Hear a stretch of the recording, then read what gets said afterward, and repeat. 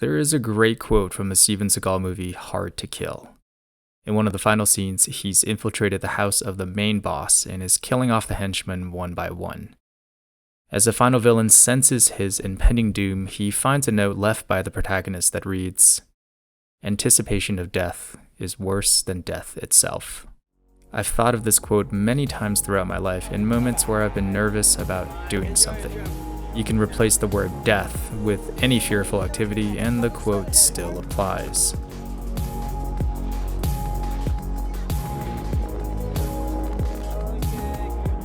In climbing, this is taking a lead fall. If you think you're the only person who's afraid of taking a lead fall, you're not. The fear of falling is definitely something that's innate in all humans, and it's something that we're all born with. And because it's innate in humans, we can actually learn how to overcome it. We just need to know the correct method, and then we can actually overcome the fear of falling.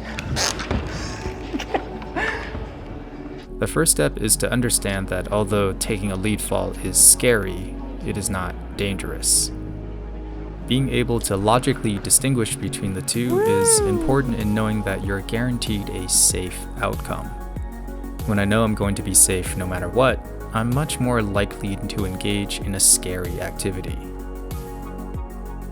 So now that our rational brain understands that it's only scary and not actually dangerous, why is it still hard to actually let go and take the fall? Before we get into the different methods to overcome your fear of falling, I wanted to let you guys know that I'm giving away a free ebook. It's called How to Maximize Your First Year of Climbing and goes over all the right things to focus on as a newer climber. If you enjoy this type of content, the ebook goes in depth on philosophies and methods to find success in climbing. You can download it using the link in the video description. Lastly, a big shout out to my home gym, Momentum Mill Creek in Salt Lake City, for allowing us to film in their space. Now, back to the video. So one of the most standard practices of practicing lead falls is called the scaling method. So what you do is you get into a position slightly above the draw, you hold it, you anticipate the fall, and then you let go. And then you're like, okay, that wasn't so bad. Maybe I'll go a little bit higher. And then you work up to that next hold. You look down, you get a little scared, and then you fall again. And while that's a pretty effective method for getting you used to increased distances, it still makes you anticipate the fall because you get into a position above the draw, you're holding it still, you're looking down, you're kind of scared, and then you still have to make the decision to let go.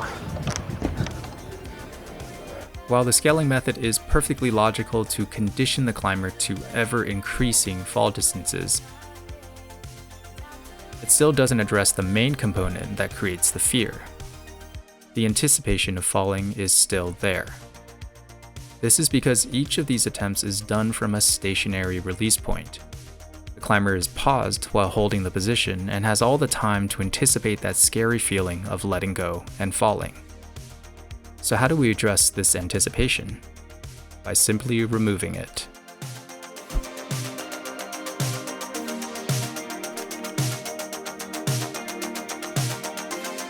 So, the most effective way to remove that anticipation of the fear of falling is this method I call falling in motion.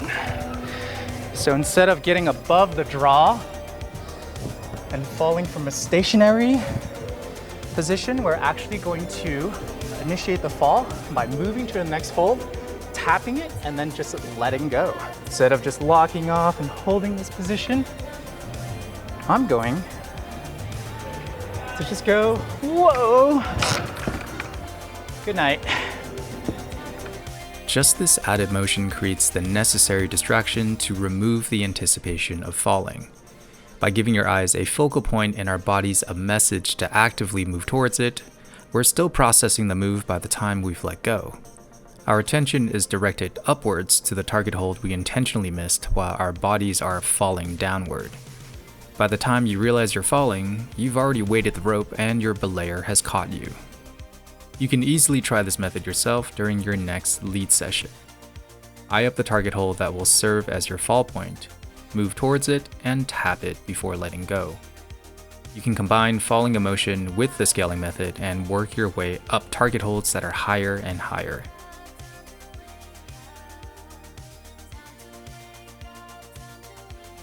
I've recommended this falling emotion method to several people and it has led to good results.